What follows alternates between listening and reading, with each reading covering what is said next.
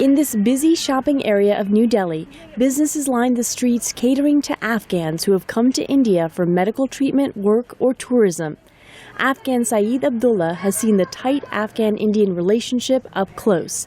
The Herat resident, in India for his father's surgery, saw firsthand the benefits of Indian investment in Afghanistan as a worker on the 218-kilometer-long Delaram-Zaranj highway in Nimroz province, a $150 million project funded by India.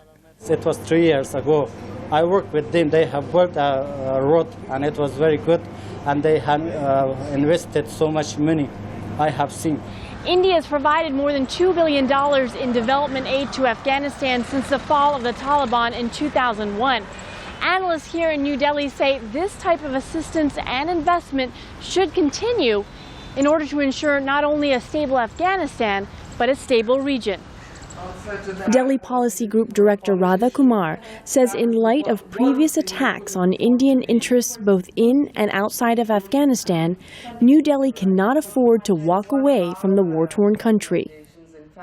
An escalation of efforts to target us would be, in my opinion, almost an inevitable corollary of our departure. So the presence is very much required from a purely security point of view. But what type of presence? Abhijit Iyer Mitra says as the United States withdraws from Afghanistan, India can no longer be passive and instead must adopt a gutsy Afghan policy that safeguards its own vital interests.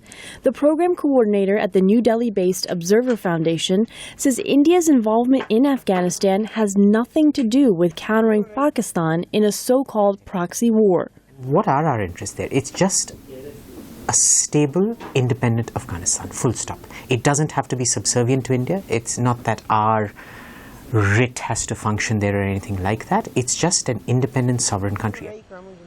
Indians and Afghans here in New Delhi say India can play an important role in Afghanistan, such as advising the country on its upcoming election or investing more in the country's education system.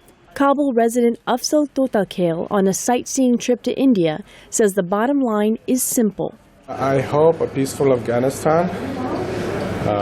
This is my hope. And I hope Afghanistan become good countries like India, like America and Canada.